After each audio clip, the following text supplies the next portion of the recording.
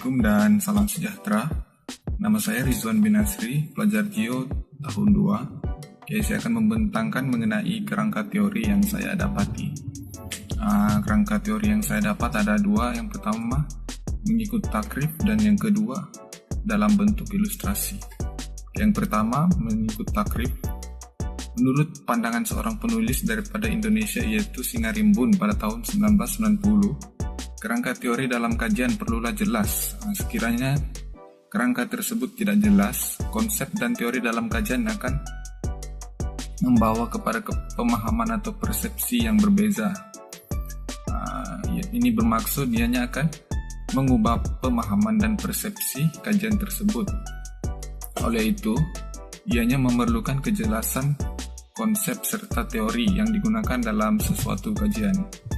Dalam merumuskan pemahaman pula, yang mesti perlu adalah kita perlu menerangkan dengan sewajarnya niat pengkaji dalam menggunakannya. Ianya memerlukan ketekalan dalam penggunaan konsep.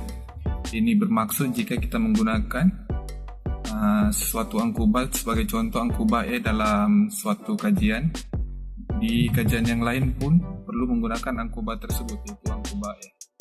Bagi kerangka teori dalam bentuk ilustrasi pula adalah seperti gambar raja berikut. Melalui gambar raja ini kita dapat lihat ianya merupakan salah satu rangka yang digunakan oleh pengkaji dalam menerangkan secara menyeluruh berkenaan tajuk kajian yang akan dijalankan. Ianya merupakan salah satu kerangka kajian yang berfungsi sebagai proses bagi memudahkan pengkaji dalam melakukan kajian. Sebagai contoh, perkara utama yang dilihat oleh pengkaji dalam suatu kajian ialah kualiti kepimpinan utama yang perlu ada pada seorang ketua ataupun penyelaras dalam membangun sebuah homestay. Ianya kita dapat lihat daripada gambar raja tersebut. Daripada gambar raja ini juga, antara pemboleh ubah yang terlibat ialah dari segi perancangan, keusahawanan, menyelesaikan masalah, pengetahuan, kemahiran, dan rangkaian luar. Pemboleh ubah ini berfungsi sebagai petunjuk kepada persoalan yang dikaji oleh pengkaji tersebut. Terima kasih.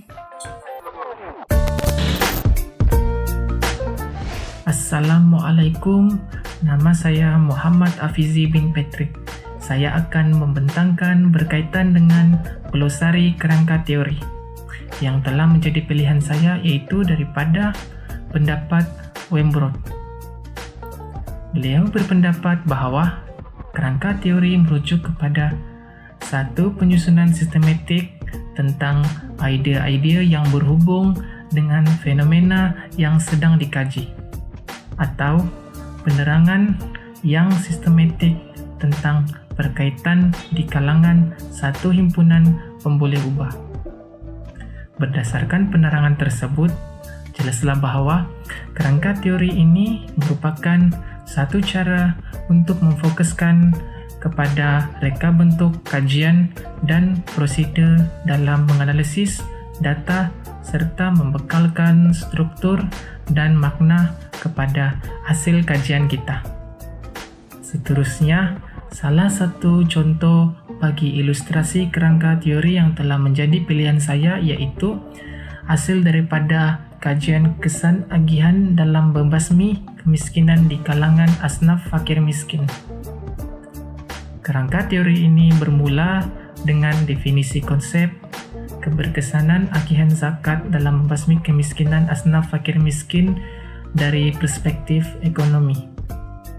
Selepas itu, pengukuran keberkesanan dengan menggunakan indeks-indeks kemiskinan seperti kadar kemiskinan, jurang kemiskinan, purata jurang kemiskinan, nisbah jurang pendapatan, dan ketidakseimbangan agihan pendapatan. Ia digunakan untuk menganalisis keberkesanan agihan zakat. Semua indeks tersebut akan dibuat perbandingan dalam dua keadaan, yaitu yang pertama sebelum asnaf menerima agihan zakat, yang kedua selepas asnaf menerima agihan zakat. Jadi itu sahaja daripada saya. Sekian, terima kasih. Assalamualaikum dan selamat pagi. diucapkan kepada Dr. Jabil dan juga kawan-kawan sekalian. Nama saya Muhammad Syafiq bin Akmal, BE 19110728. Saya akan membentangkan dua definisi, yaitu yang first adalah melalui teks. Dr. Irfanuddin ada menjelaskan bahwa kerangka teori itu dia membawa maksud sekumpulan konsep yang saling berkaitan yang disusun mengikut penelitian akademik. Maksudnya kan sebelum kita melakukan penelitian itu kita kena mengkaji lah dulu ataupun membaca kajian-kajian lepas.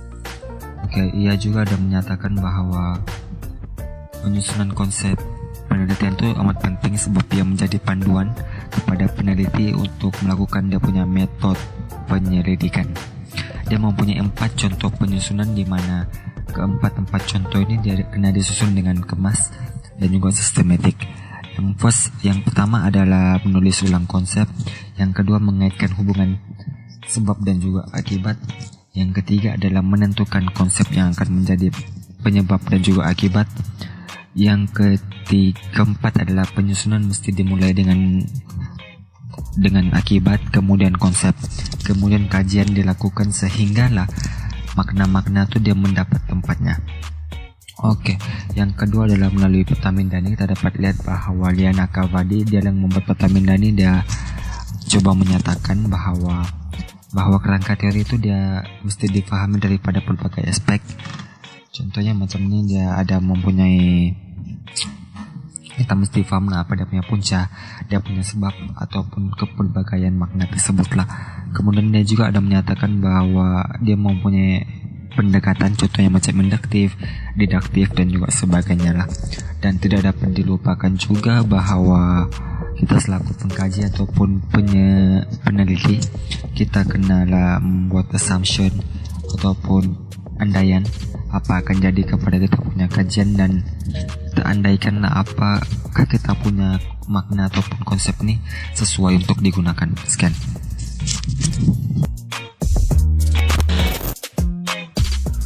Nama saya Arnold Hernandez El Renol, Nometrix BE 19110518. Untuk kerangka teori bagi teks dalam laman web ideanote.com, kerangka teori ini adalah macam sejenis teori perantaraan yang menghubungkan ke semua aspek dalam proses penyelidikan, macam objektif, metodologi, pengumpulan data dan analisis data, gitulah. Lepas tu kerangka teori ini juga dia memberikan macam gambaran keseluruhan literatur yang dong tunjuk ada kehadiran teori dalam dong punya kajian untuk menjelaskan hubungan antara konsep dan pembeli ubah yang relevan untuk penyelidikan mereka. Kerangka teori juga ini dia membantu penyelidik untuk menjelaskan mengapa mereka perlu melakukan penyelidikan menggunakan kaedah yang tertentu. Itulah kerangka teori bagi dalam laman web ideanote.com. Seterusnya ialah contoh ilustrasi kerangka teori, yaitu seperti ini. Ini adalah contoh kerangka teori ya daripada Nurul Hidayah Mansur dan rekan-rekannya lah yang membuat orang punya artikel nih. So, kerangka teori mereka ini adalah macam berkaitan dengan bagaimana zakat itu diagihkan atau diproses lah begitu. Tujuan mereka membuat kerangka ini adalah untuk memberikan penerangan secara jelas dan terperinci kepada semua individu Islam supaya mereka tahu bagaimana zakat itu diagihkan semasa orang bagi zakat itu dengan institusi zakat. Sebab sebagian masyarakat yang beragama Islam lah kan yang membuat zakat ini tidak berapa percaya dengan institusi zakat. Mereka tidak percaya macam mana zakat itu diagihkan, sebab mereka takut ada penyelewengan, mereka tidak tahu kan. Jadi kebanyakan dari mereka lebih gemar bagi zakat itu terus kepada golongan asnaf lah. Itu yang mereka sebut dalam mereka punya kajian lah. Kalau kita tengok dong punya kerangka teori ini macam begini, dia punya perjalanan pengagihan. Pembayar zakat dia akan bagi zakat dengan institusi zakat. Ada orang amir gitu. Amir gak? Siapa itu? Kepada amil. Amil ni dia macam pengutip zakat lah. Saya salah. Amil ni dilantik oleh institusi zakat. Dia macam pengutip zakat lah ini. institusi zakat ni dia macam menganalisis atau mencarilah golongan-golongan asnaf yang memerlukan, so dorang akan bagi teruslah duit itu. Dan duit itu juga digunakan untuk, kalau dalam kerangka teori ini, membuat program pembangunan asnaf. Ini macam membantu golongan asnaf ini membangunkan khidmatan sendiri. Kalau misalnya orang itu pandai buat menjahit, dorang bagilah mesin jahit. Program itu membantulah golongan asnaf buat pendapatan, so bila dorang ada pendapatan, dorang pun boleh juga lah menjadi pembayar zakat. Begitulah dia pusing. Itu saja dari saya. Makasih.